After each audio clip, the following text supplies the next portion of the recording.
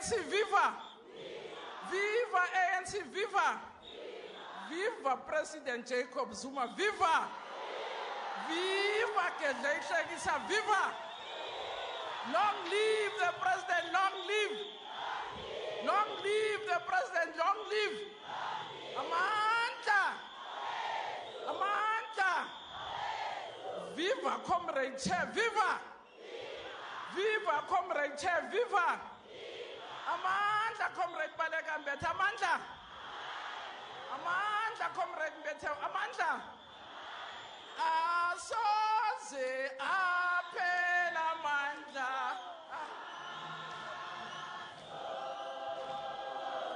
Asoze aphela amandla.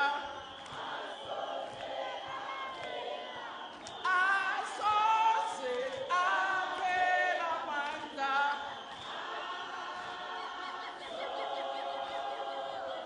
Asoze aphela amandla. Amandla. Amandla. President, indlela sikwamukela ngayo sithi leli lizwe lethu engeke siphela amandla okusebenzela umbutho nezwe lethu. So Comrade President, njengoba usibona nje sibahle singamaqobakazana ka-ANC Women's League, besikulindilanga lonke comrade, so we're here extremely excited to see you and the chair siyabulela. Sibonile idamtiri risate abayayihlupha nje. Kayihlupha nje ngalantsongo. Angeke phela amandla nakula embuthweni nemaqabane. So comrade, I've had to cut. Ngiyaxolisa President sikuthatha isigubukweni. We were in the middle of our organizational report. We are running behind time because we want that by the time we break today, not isiphelelwa umsebenzi, election take over, it should be tonight so that we can proceed with commissions tomorrow. So ngiyaxolisa nje ukuthi ungakapholisi inyawo ngithi soldier. Phezu komcimbi. Siyakuba. Siyakuba. President, ngiyaziphutha ngiyaxolisa. Akufanelanga ukubiza isiZulu nje. Hey, ngizobulawa. UComrade Chair fanele akwamukele eprovinsini yakhe, aphinda sikhumbuze ukuthi leli qhawe lethu, ngiyaxolisa President. I-excitement nje lema ubona ubaba sekhaya ngithi maqabane. Ntshwarele bana ba mme nkinele matsoho, ke nna ke thabetse President wa rona, so ke lebala le mosebetsi kopa tshwarele hlo. Matla. Matla. Matla. Viva President Jacob Zuma, viva. Viva President Jacob Zuma, viva. Viva ANC, viva. There's a song that I like. Wait. This song reminds me of Impokot of the 50s. I don't know how to sing it properly, so I want you to help me, but it goes like this. Koloya basadi, namabili koloya basadi. Koloya basadi, namabili koloya basadi. When I straight home, Rasa Suti, Itla Uhata, Suta, when I straight home, Hausa Suti, Itla Uhata, Aina Mabili, Koloya Basadi, Namabili, Koloya Basadi, Aina Mabili, Koloya Basadi, Aina Mabili, La Suta, Aina straight home, Salsa Suti, Hitla uhata, uta suta, when I strayed on, suta suta, hitla uhata, mata.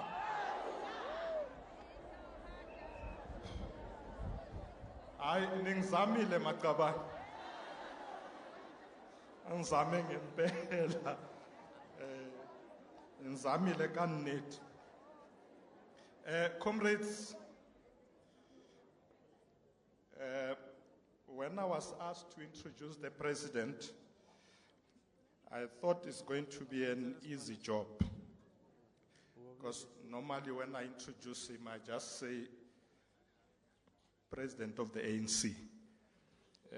But then I remembered something that President Mandela once also told us, and he said he went to a place and he was greeted by 3 ladies. And they said to him, "We are so happy to see you." So they greeted him one by one. "We are so happy to see you." He said, as he was about to leave, one of them came to him and said, "By the way, who are you?" So he said, "You must never take for granted that people know you." So I thought I'll just say, President Zuma need no introduction. But I don't want any of you tomorrow to say, "By the way, who are you?" Let me firstly greet the President of the ANC, President Zuma, greet President of the Women's League, the SG of the ANC, National Chair of the ANC, the entire leadership of the ANC here present, the Women's League, PECs of the Women's League and the RECs, Alliance leadership, but more importantly, the branch delegates.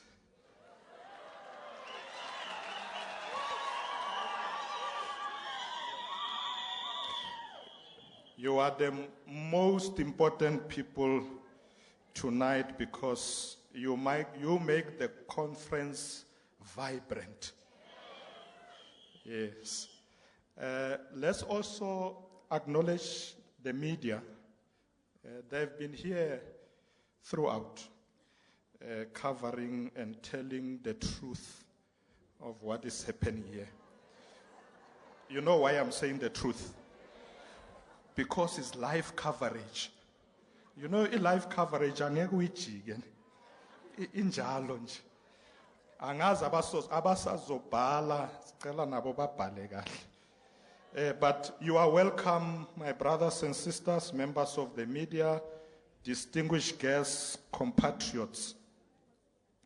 Comrade delegates, in a few days' time, our country will be celebrating National Women's Day.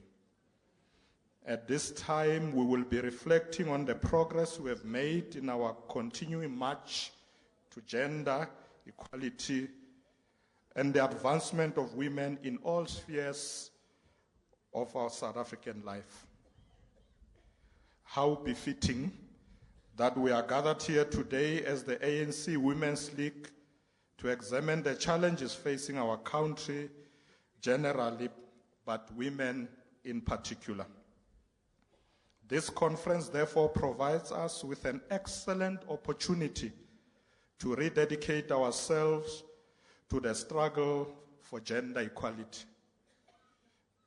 I'm therefore honored this evening and humbled to have been tasked with the task of introducing a cadre, a leader, and a servant of our people.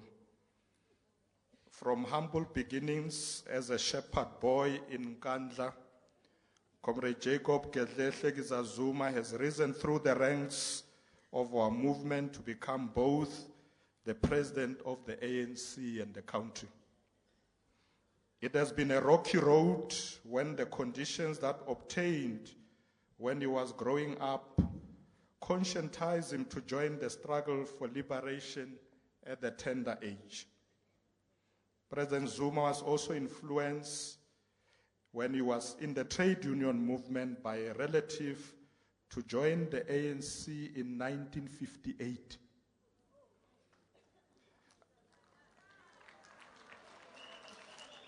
No, I can say that many of you are like, oh, we were not there. We were not born yet. After various running battles with the racist regime, Comrade Zuma joined our People's Army, Umkhonto weSizwe, in 1962, following the banning of the ANC in 1960. He was unfortunately arrested with a group of recruits near Zerast and sentenced to 10 years imprisonment on Robben Island. His incarceration never dampened his fighting spirit. Hence, he continued to mobilize the masses against the oppressive system of apartheid after his release. He was instrumental in the re-establishment of ANC underground structures in the then Natal between 1974 and 1975.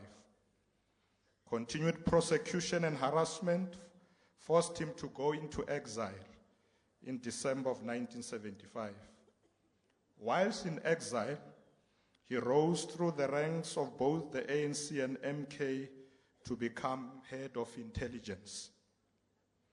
Following the unbanning of the ANC in February 1990, Comrade Zuma was one of the first ANC leaders to return to South Africa to begin the process of negotiations with the apartheid regime. Comrade Zuma also played a pivotal role in ending conflict in KwaZulu-Natal and the then PWV region, where there was state-sponsored violence that was tearing our communities apart. In 1991, at the first ANC conference held in South Africa since 1959, he was elected Deputy Secretary General, DSG. After 1994 elections, Comrade Zuma was deployed as MEC of Economic Affairs and Tourism in Natal, and also became the provincial chairperson and later the national chairperson of the ANC in December 1994. Comrade Zuma was then elected ANC Deputy President in 1997. He then served as Deputy President of South Africa from 1999 until June 2005. He was then elected President of the ANC in 2007 in Polokwane and re-elected in 2012 in Mangaung. Comrades and compatriots, it is now my pleasure and privilege to invite Comrade President Jacob Gedlehle Zuma to address the conference. Uzuma lo, abamazyo, awazangeba. Uzuma lo, abamazyo, abazangeba. Abazangebambo, abazangebambo, abazangebambo, abazangebambo,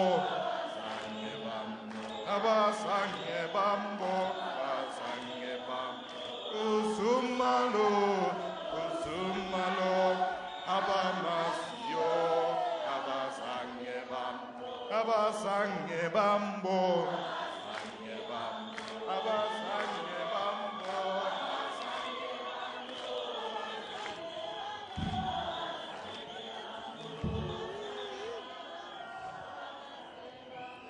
Thank you. Thank you very much. Thank you very much, comrades.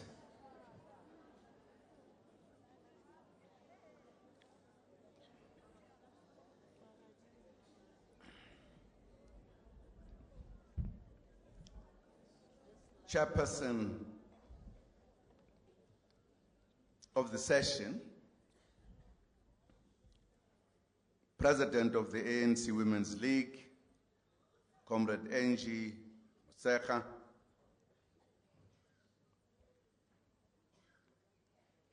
the Secretary General of the Women's League, Comrade Sisi Dolashe, our host, the ANC Provincial Chairperson, Comrade Paul Mashatile,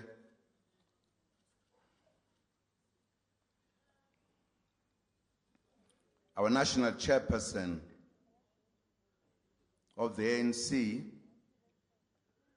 Balega Mbete, and our Secretary General of the ANC, Gwede Mantache,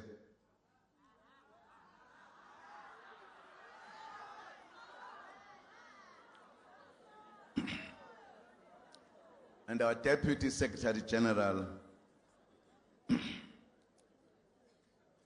commonly known as the DSG,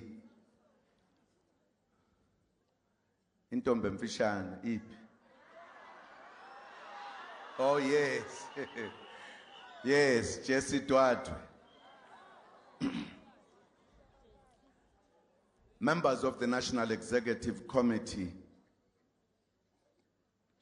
of the ANC who are here, and members of the National Executive Committee of the ANC Women's League, ministers and deputy ministers, the leadership of the alliance present here, leadership of all African and international progressive women's movements here present, distinguished guests, comrades, and friends. Firstly, comrades, let me apologize for not succeed to come in the morning to be with you when you are opening a conference. The clashing of programs, particularly the answering of questions in Parliament, made it difficult. My suspicion was that you are likely not to start on time, because I had to answer questions at 2. And I then negotiated that I come later from Parliament after discharging that task. And I've now disrupted your proceedings. I'm sorry.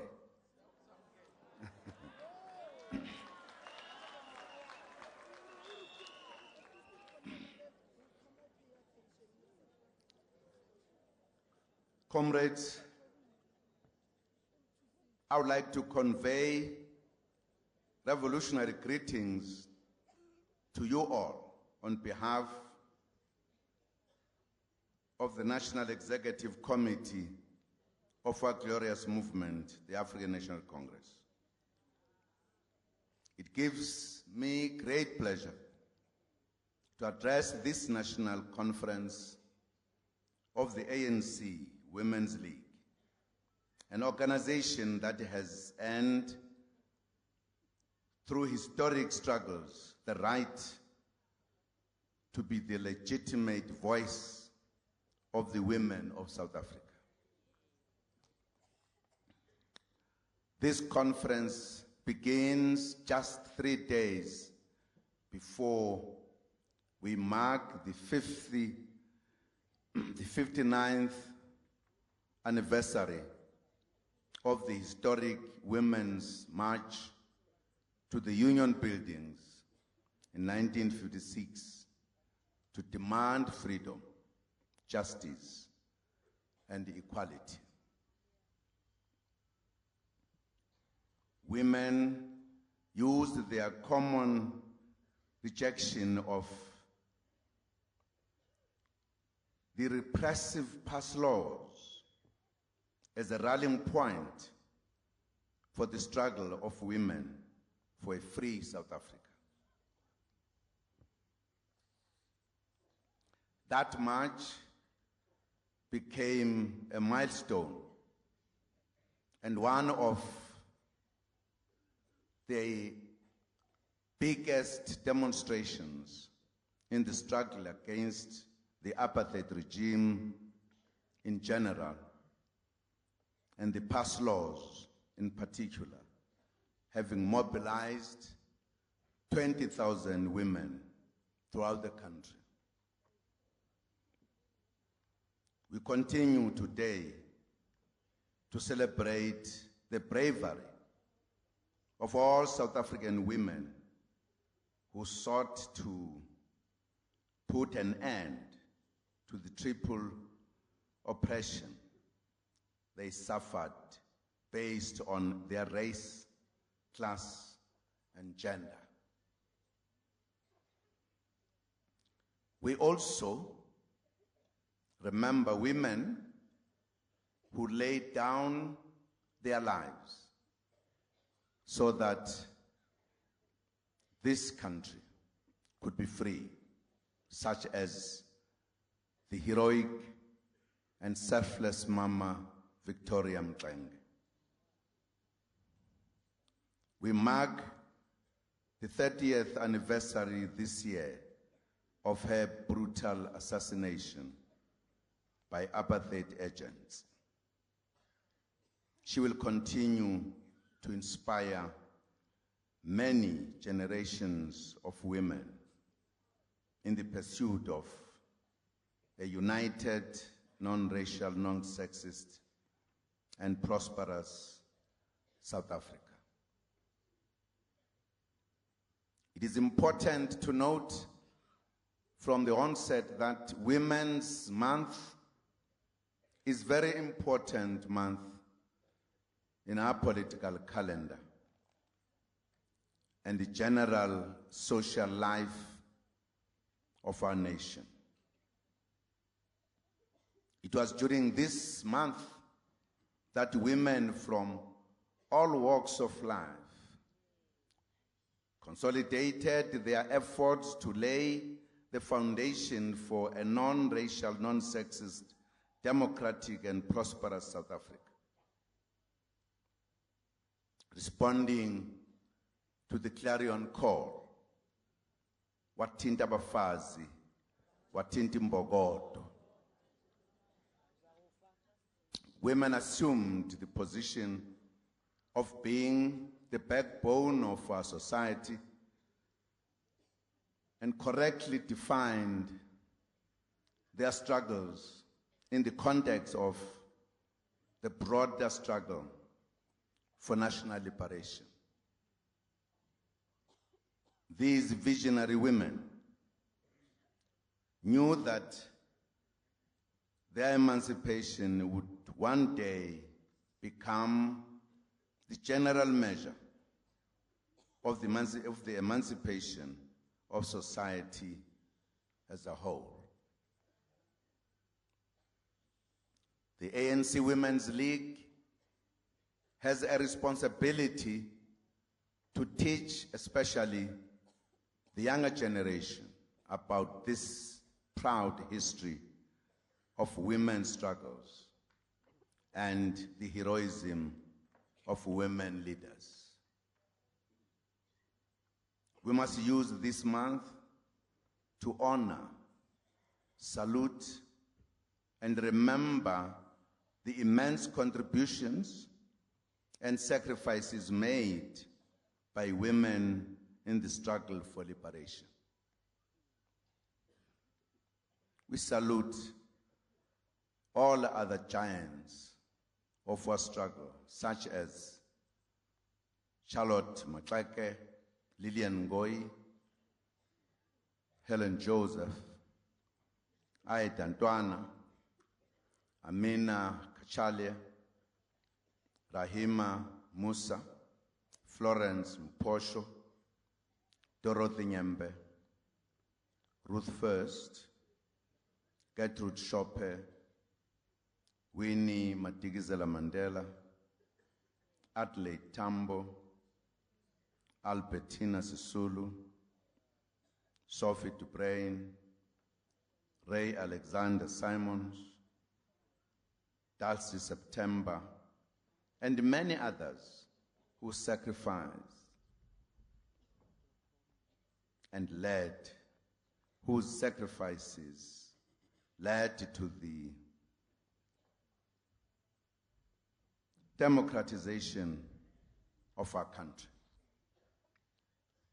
We also pay tribute to the millions of our women whose names we do not know because they played an important role in the background, ensuring that all progressive, all oppressive policies of the apartheid regime were met on the ground with mass resistance and mass power. We acknowledge the millions of women who continue today under a democratic order to play a pivotal role to ensure that the voices of women are heard as part of the bigger voice to move South Africa forward. Indeed, the ANC Women's League has a very proud history,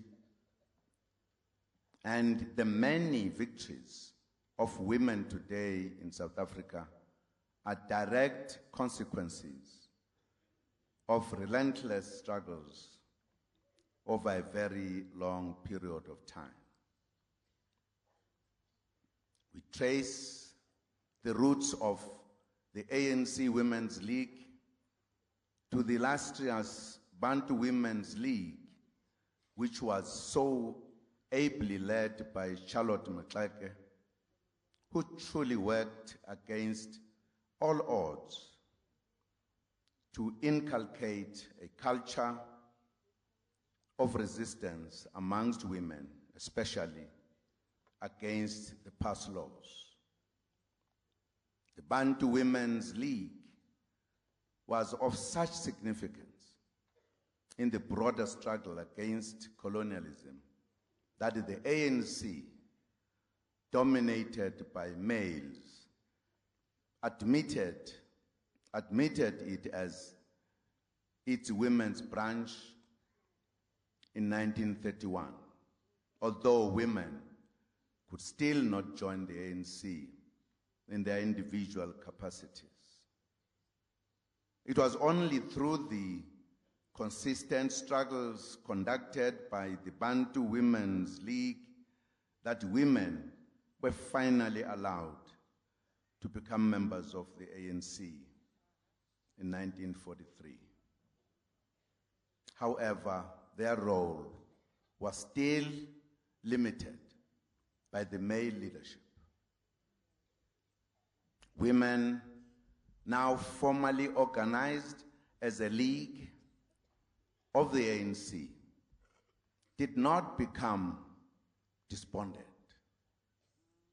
On the contrary, they continued to relentlessly pursue their struggles and actions independent of the male ANC leadership, which was not always very supportive and at times vehemently opposed to such struggles and actions.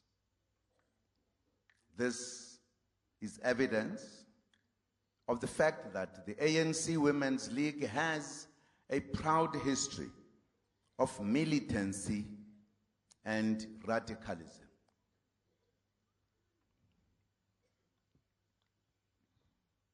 It has never been a mere passive organization that simply rubber stamps whatever views brought to it by the male leadership. The role played by women in the Defiance campaign of 1952 cannot be overemphasized.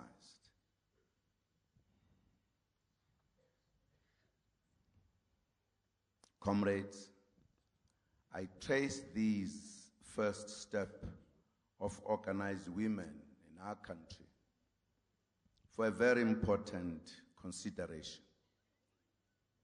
These women at the time were not as mobile as you are today, whether in communication or in travel. But they were prepared to work united to defeat the obstacles.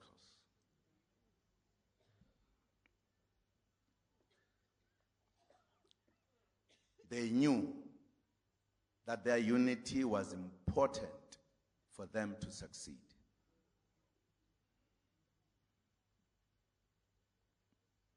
But also that they were not as big and great in numbers as you are today.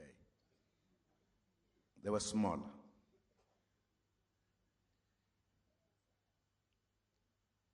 But one thing important they knew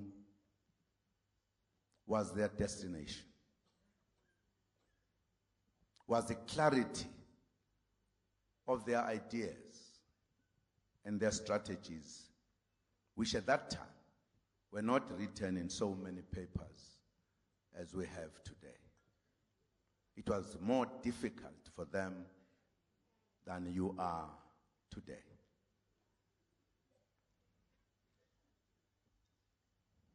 If anything, for their name, we should unite.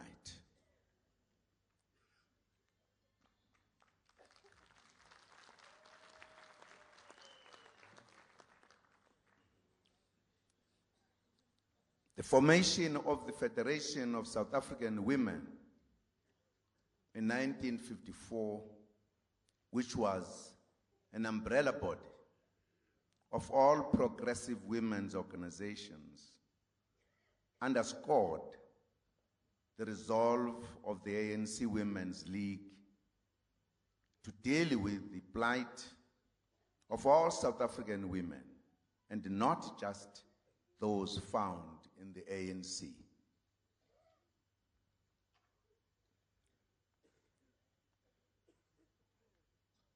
This means that the ANC Women's League understood and appreciated the necessity to unite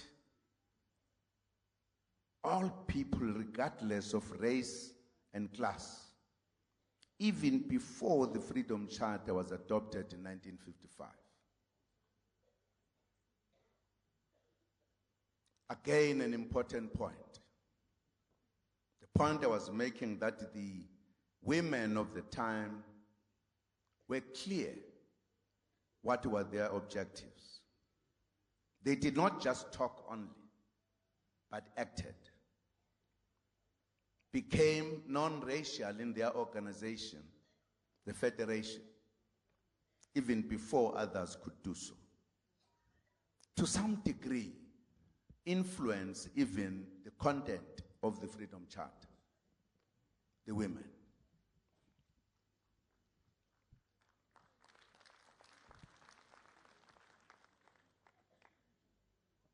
Such was the foresightedness and the outward-looking character of the Women's League that you, delegates gathered here today, have inherited from the generations before you.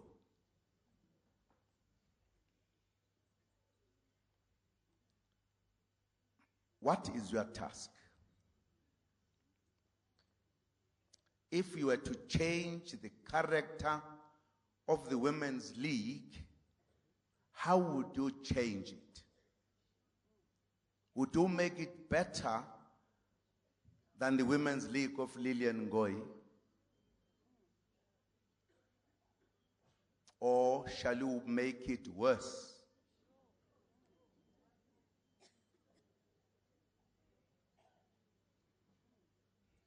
Commonly, when I talk in the ANC, I always say we join the ANC as an individuals. We volunteer to join.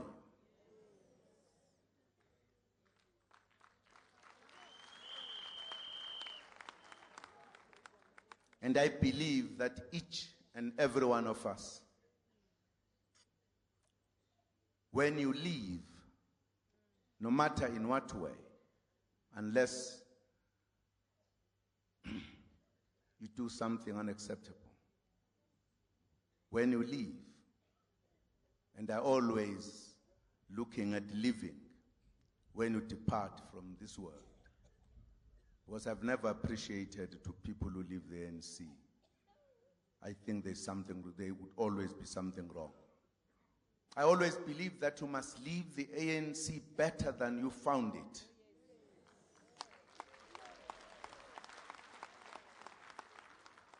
And if that is the case on our mother body, I believe you today, mobility being better than what it was in the early days, and communication. You have all the instruments in your hands. You cannot make this Women's League that has grown, that all of you participate consciously to make it worse than what it was. You can't. You should make it better than what it was then.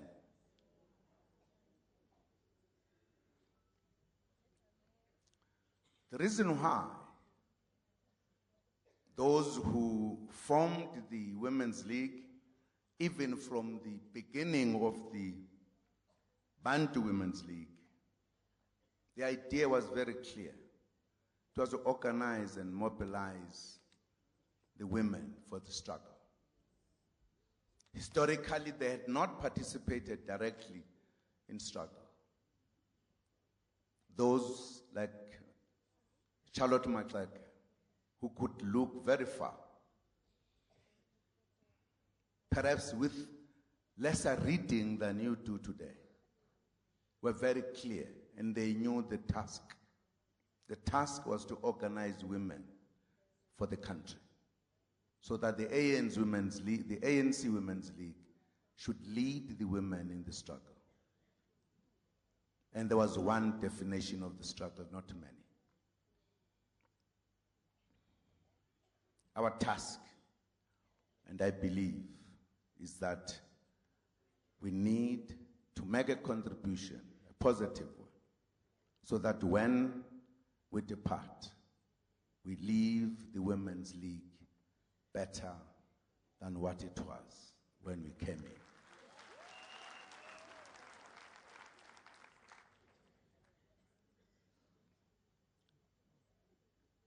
The preamble of the Women's Charter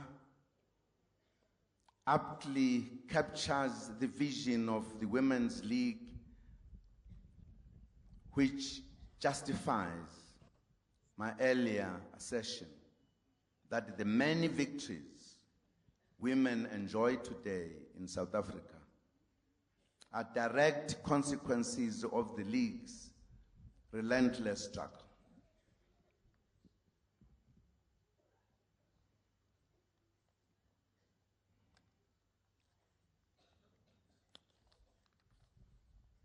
The instructive preamble states that, and I quote, "We, the women of South Africa, wives and mothers, working women and housewives, African, Indian, European, and colored, hereby declare our aim of striving for the removal of all laws, regulations, conventions, and customs that discriminate against us as women and that deprive us in any way of our inherent right to the advantages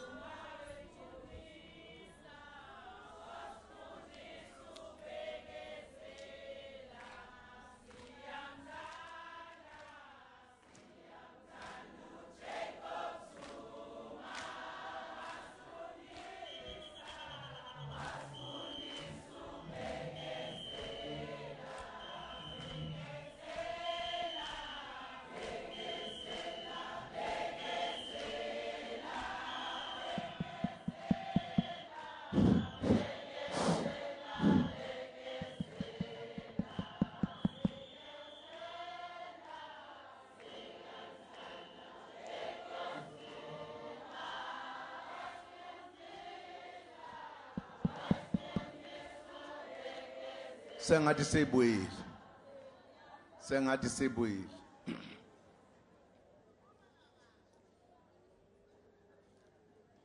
Let me quote this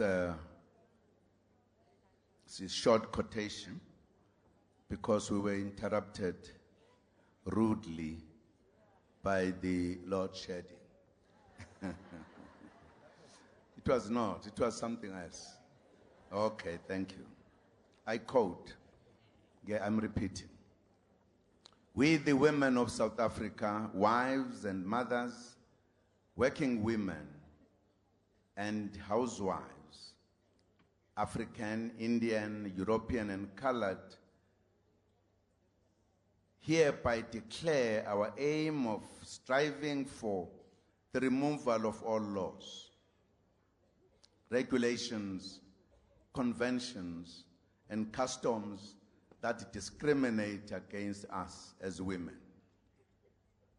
and that deprive us in any way of our inherent right to the advantages, responsibilities, and opportunities that society offers to any one section of the population, unquote. Through this radicalism of women and many other struggles, the male ANC leadership finally accepted women into the formal structures of the ANC. And Lillian Ngoyi, who was president of the Women's League, became a member of the ANC National Executive Committee in 1956. Comrades, I'm reflecting on this brief history of the ANC Women's League to demonstrate that the better position women find themselves in today in the ANC and in South Africa is a result of struggle. The political consciousness relating to gender amongst ANC men, which led them to finally accept that women have a very significant role to play in society as equal citizens, did not descend upon them as a result of divine intervention. They understood completely what is meant when we say power concedes nothing without struggle. The improvement in the status of women in South Africa came about because of the ANC Women's League. People can talk today and say many things, but that is a fact.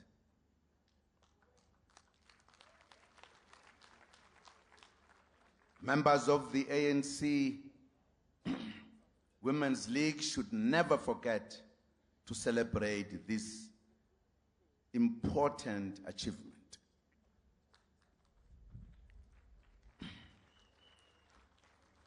I know that some people think that history is not important.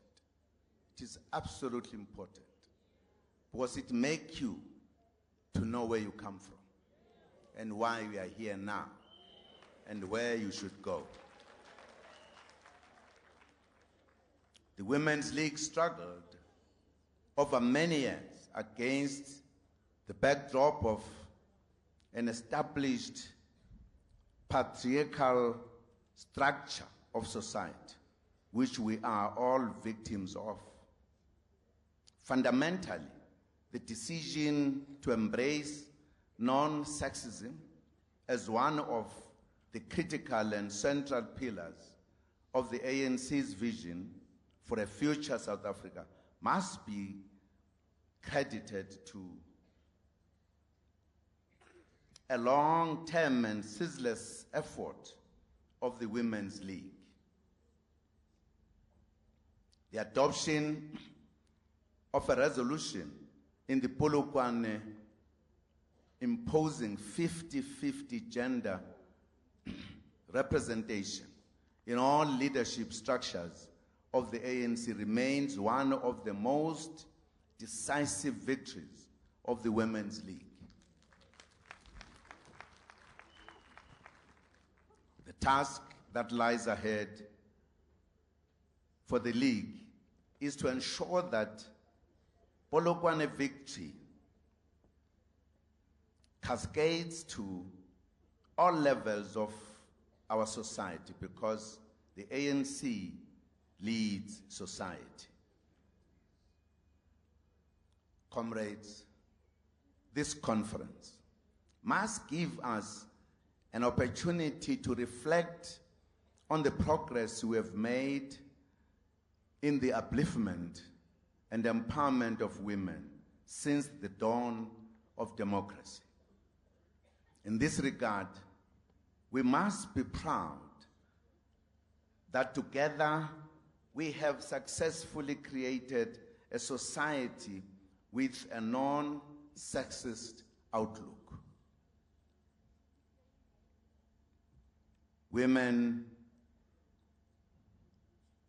irrespective of race, creed, religion, level of education, and sexual orientation, enjoy the same rights as their male counterparts, guaranteed by our progressive constitution.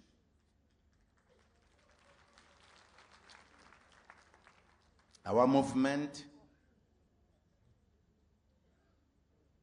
owing to the unrelenting voice of the Women's League, has ensured that government puts in place policies aimed at empowering women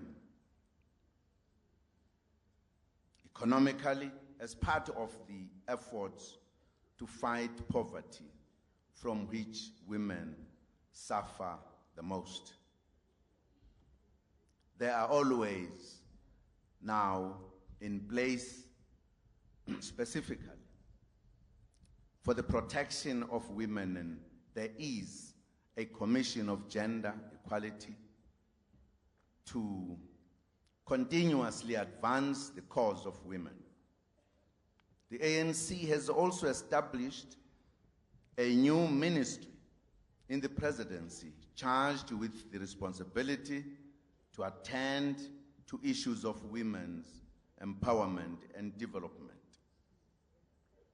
Comrade Chairperson, while we have registered tangible progress in the upliftment of women, we must never be too complacent, because much more still needs to be done to totally eradicate the stubborn legacy of apartheid colonialism and its effects, particularly on women. We must readily admit that patriarchal relations of power and the consequent patriarchal attitudes, even among younger generations, persist.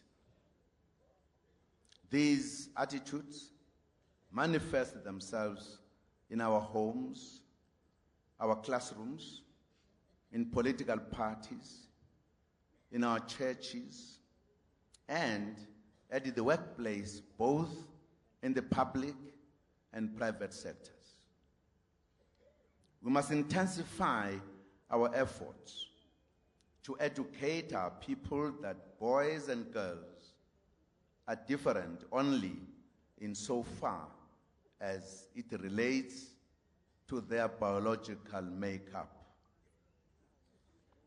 They are otherwise equal as human beings, men and women.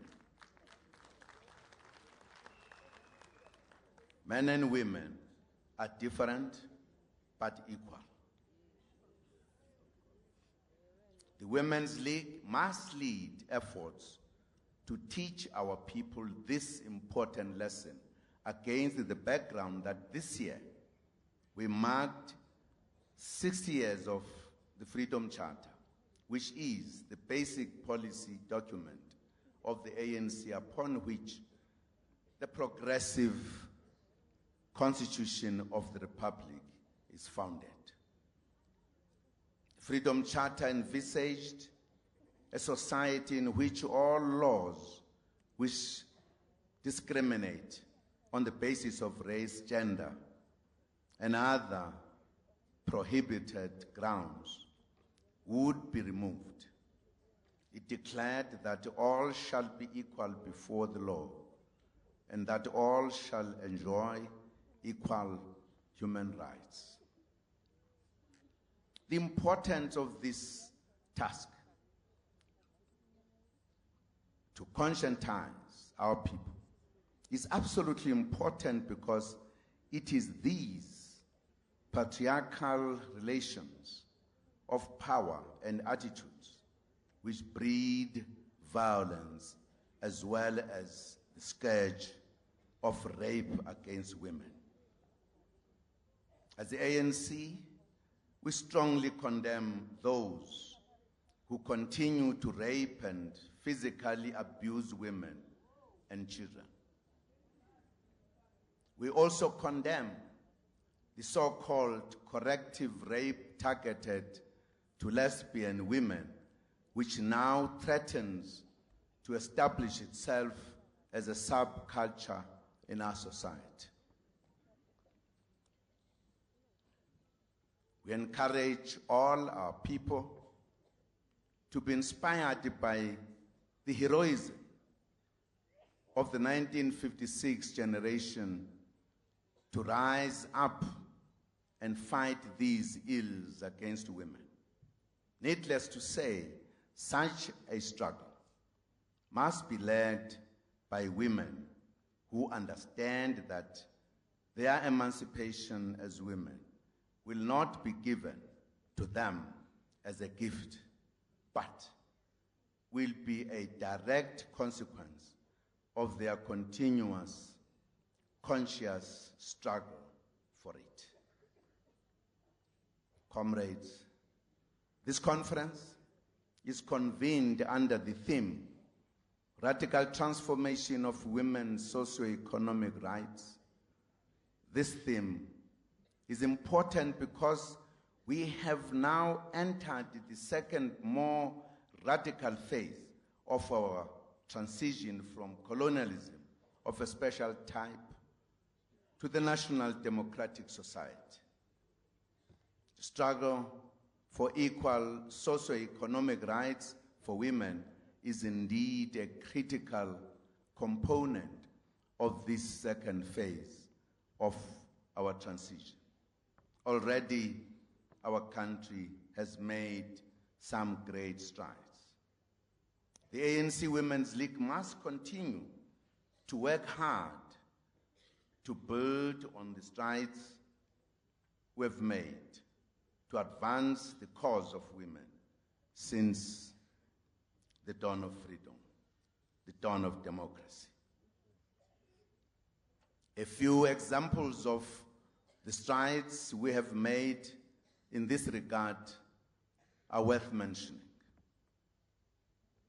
As correctly noted in the gender paper prepared for this conference, women ministers constitute 43% of cabinet, and women deputy ministers make up 45.9% of the total number of deputy ministers as of June 1994, 2014. There is 41% women representation in the National Assembly, and both the heads of the two houses of Parliament are women.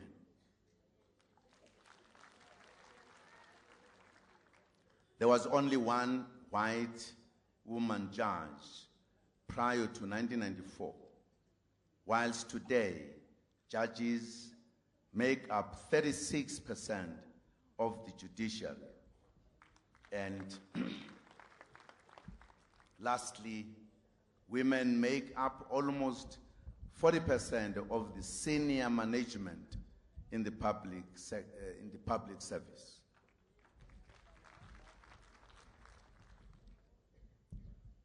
A lot more work must still be done. The numbers of women in cabinet and parliament is improving, but it is not matched by women in the boardrooms of private companies. The private sector remains very male-dominated and also very white in composition. The struggle thus continues to transform corporate South Africa, to make it more responsive to women and black people at the leadership and ownership levels.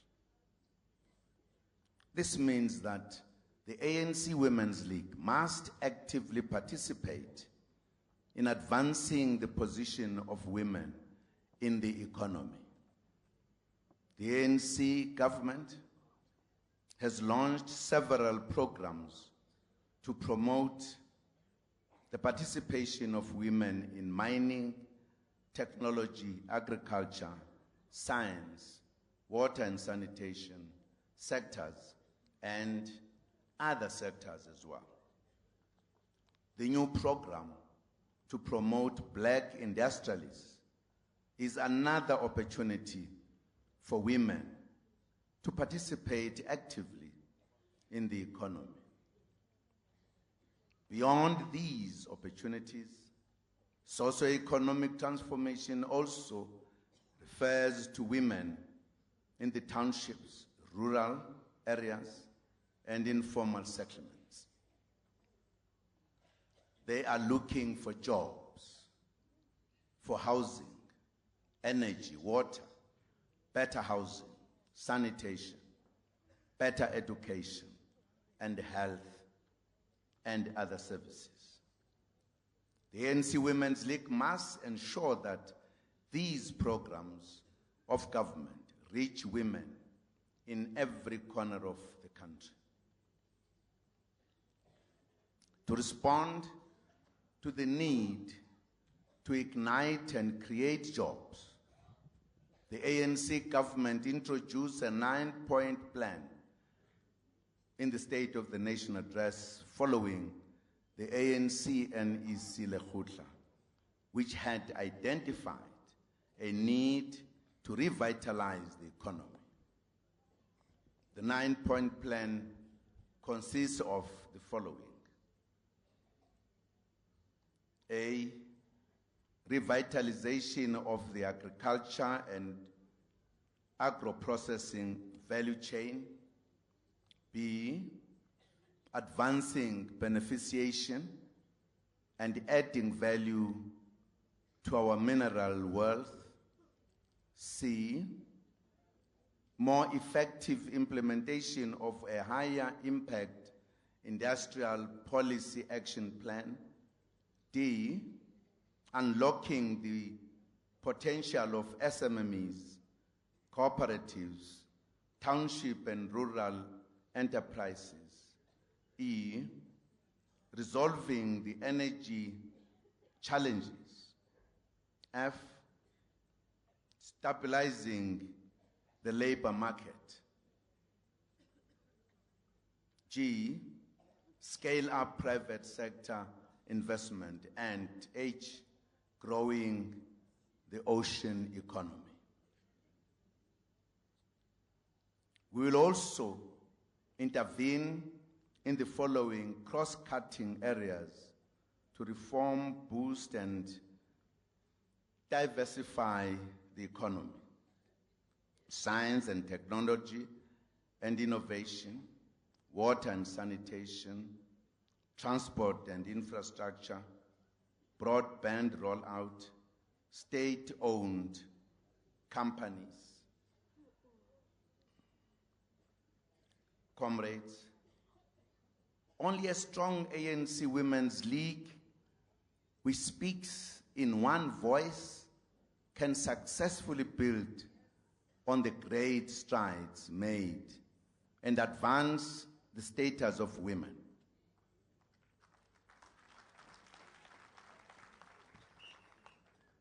Let me repeat this small paragraph. Comrades, only a strong ANC Women's League, which speaks in one voice, can successfully build on the great strides made and advance the status of women.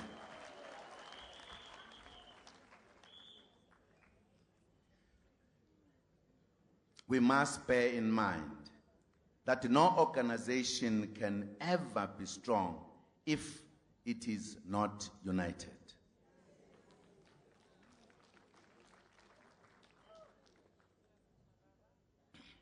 If I put it in Xhosa, is Tonga.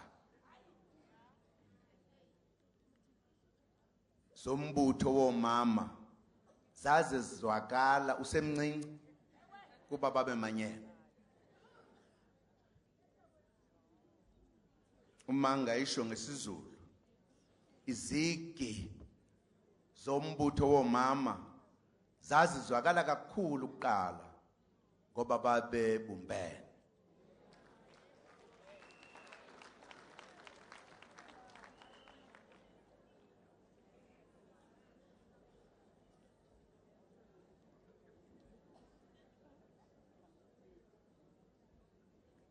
This is true for the Women's League. This is what you need to be. Unite, speak in one voice.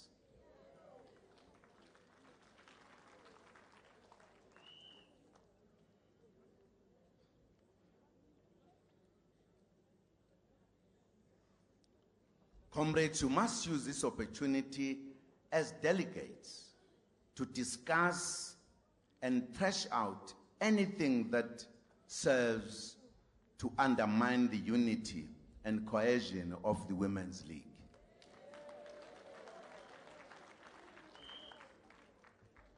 This must be done with the full understanding that the ANC Women's League is an asset of the women of South Africa,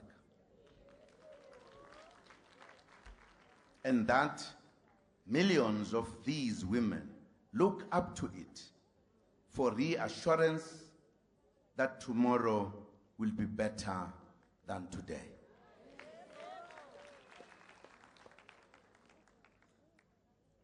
A strong, united, active, and focused ANC Women's League is in the best interest of, it is in the best interest not only of the ANC, but of the women of this country.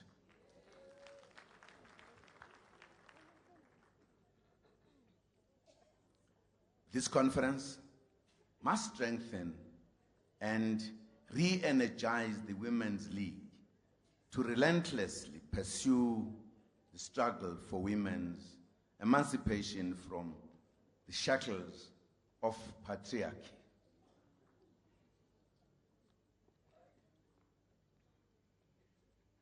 Efforts to re-energize the League must include the recruitment of young women who are members of the ANC into the ranks of the Women's League.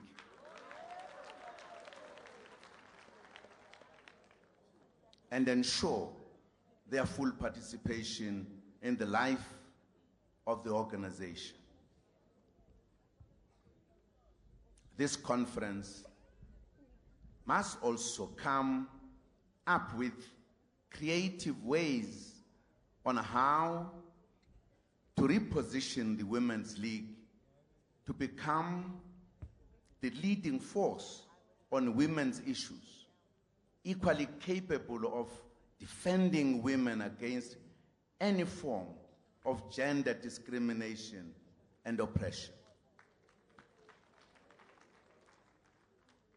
You have a lot of work to do beyond this conference. The The Women's League must perform its role of leading all the women of South Africa.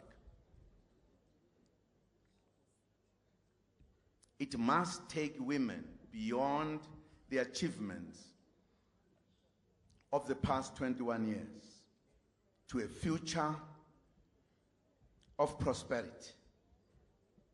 Decisions you take at this conference and the implementation thereof will be crucial for the country at large. Comrades, before I conclude,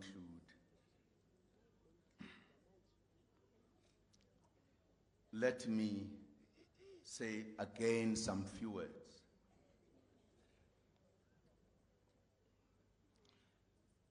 It is always important, comrades, to be more clearer when we organize a conference as to what is it that conference are organized. What is the purpose? Why should we organize conferences? Because we can just sit and have an organization forever.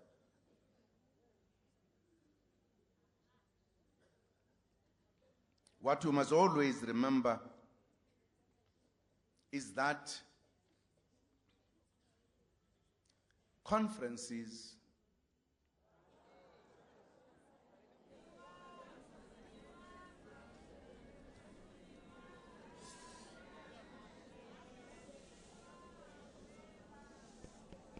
it is not load shedding.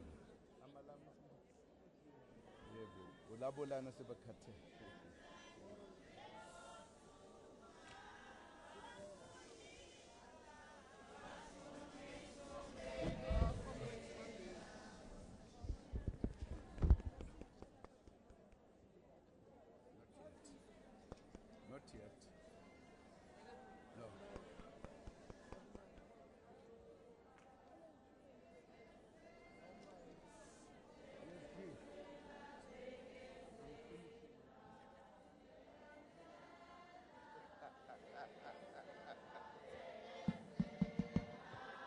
Isibuyile bakwethu.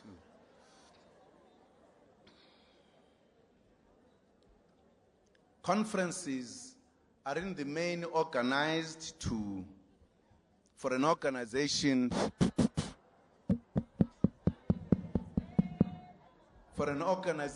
to take stock of itself. In other words, to check how is the health of the organization. Because in a conference, delegates representing the big body of the organization take decisions or resolutions and work out programs to be followed. So when the conference is to sit of an organization when the time has come, it prepares itself very thoroughly to look at the issues on the reports, various reports that are made, which are discussed by the delegates before they come to conference. Delegates in normal circumstances need to be allowed the opportunity to concentrate on the documents, to discuss the life of the organization.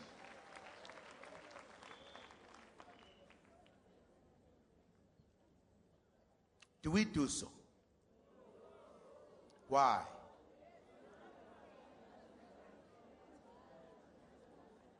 What happens these days, delegates are deprived that opportunity because they are discussing elections.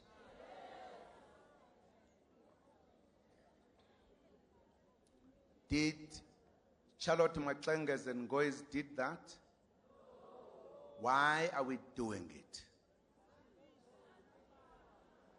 We are changing the organization to be something else. so that when you come to conference, the outcome of the conference is poorer because delegates had no time to prepare because they were busy in the lobby sessions.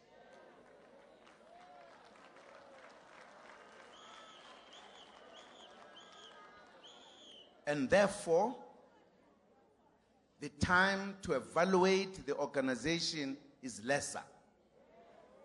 Delegates being influenced to those lobbyings, when they come to conference, they don't even have time to concentrate in the discussions of the life of the organization.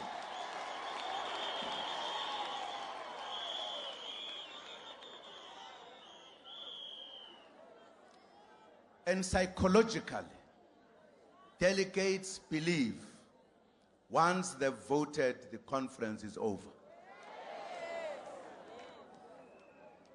That's what happens now. It did not happen during the days of Maxeke Ngoi in the old Women's League. Why do we do that?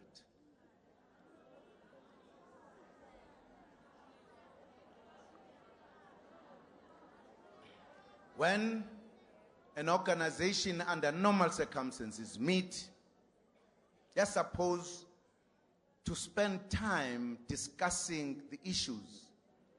Among the documents that are there is a political report, which must say how healthy is the organization.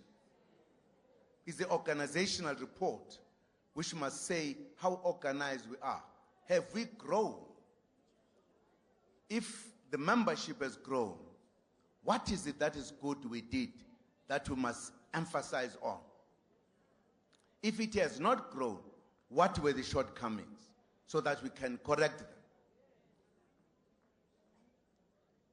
Having done that, discuss the finances of the organization.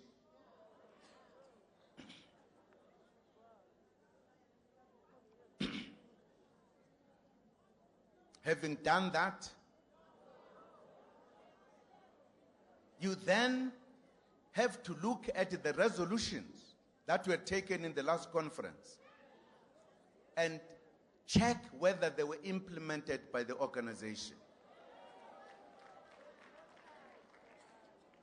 If they were not, what were the problems? What do you need to do better?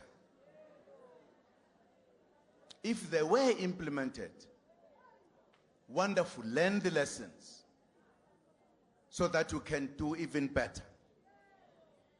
And then conference must spend time working on the program of the organization. What is going to be our program in the next period?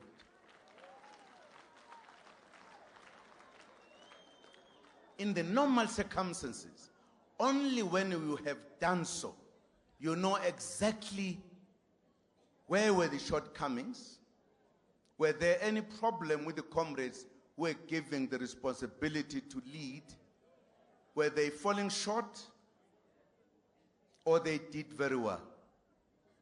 Now with the new programs and the resolutions, who among us we believe can do better? So that the idea about who must lead in whatever position comes last. And you look at the comrades because of you can agree that this comrade is capable. That's how old conferences used to run. In the first conference of the ANC in Mangaung, the mother body, there were 3 candidates. 2 of them was Dube and Makhatho. Makhatho's delegation was bigger than any other delegation. He could have won. But Makhatho looked at the work that Dube had done and spoke to his delegation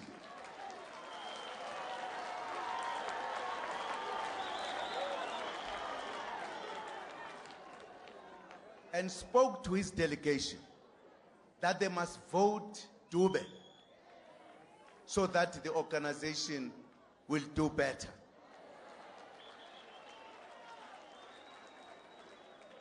Do we still have such comrades today?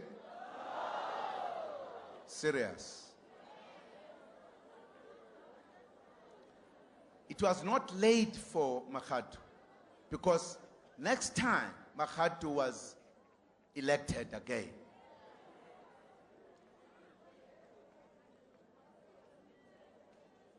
That is history of our movement. You can read with those leaders. It was not me, it was the organization first. Also, weighing the capability of a comrade for a task.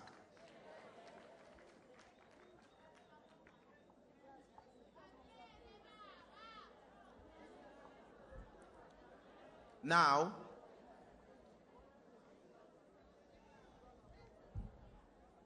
we have bigger problems. And I wish I had time to spend with you in other plenaries to discuss the problems of the movement. Because I would have said, we don't seem to be making our modern ANC better than the ANC of the old. The way we approach things. In other words, we meet today, unlike the Makgatus and John Dubes, not to look at the issues, but to look at our friends. It's wrong. It's not helping the ANC, it's not helping the country.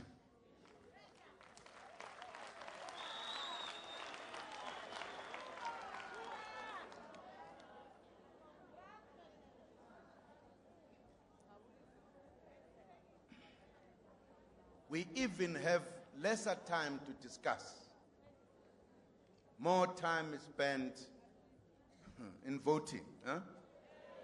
Siyavota.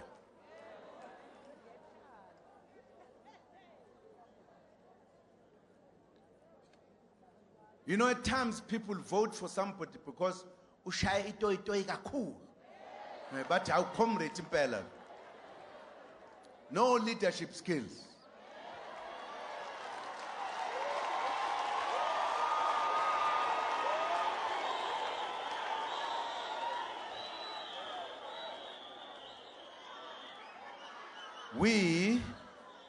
We in the mother body are interested to good results, to good outcome. Because we want the Women's League to be stronger going forward. Comrades, it does not mean that in democracy there is no contestation. But it must be democratic, it must be comradely. And once conference has decided, even those who would not have won with their candidate, they have won. They rally behind the new leadership.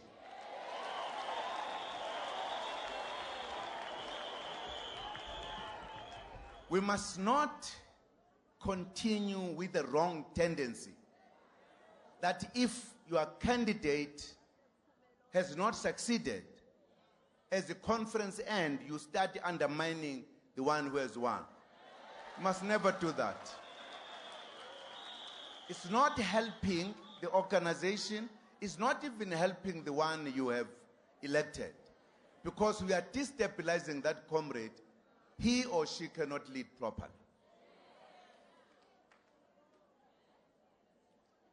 We can't continue doing so.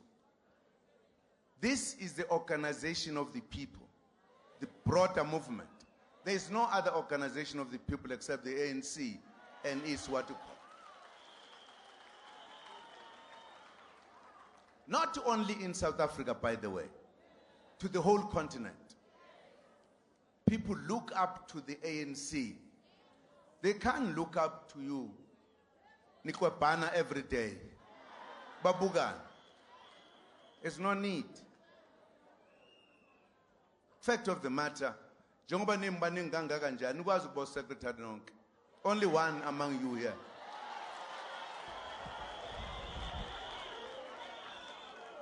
And once the majority has said this is a person, that person must be supported. That's the reason why. That's the reason why we can't lobby or campaign wrongly. You can't. Because if we do so, you are actually sowing the seeds that must be against you. Because if in the process of preparing for the conference, and you want to be the secretary or anything, you look at other comrades as enemy, how are you going to lead them? You are not.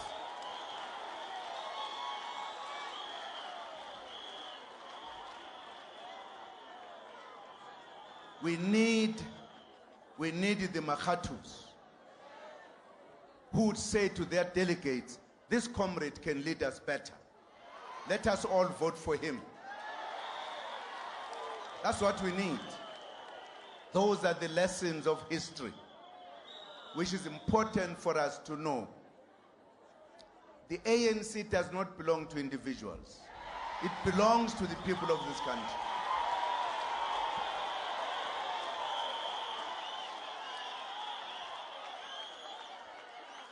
Comrades,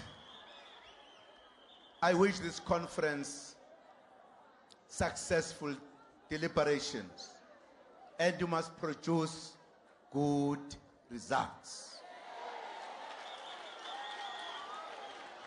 The people of this country are looking forward to this conference because they always look forward to the ANC and its leagues to provide leadership. And you must be ready to do so. Thank you very much indeed. Amandla! Awe tu! Oh, hinde, lendlela esihambayo. Oh, hinde, lendlela esihamba. Oh, hinde, lendlela esihambayo. Oh, hinde, lendlela esihambayo. Washu Mandela, kubalandeli bakhe, wathi sohlangana nge-freedom. Washu Mandela, kubalandeli bakhe, wathi sohlangana nge-freedom. Lendlela esihambayo, lendlela esihambayo, lendlela esihambayo, lendlela esihamba. Washu Mandela, kubalandeli bakhe, wathi sohlangana nge-freedom. Washu Mandela, kubalandeli bakhe, wathi sohlangana nge-freedom. Lendlela esihambayo, lendlela esihambayo, lendlela esihambayo, lendlela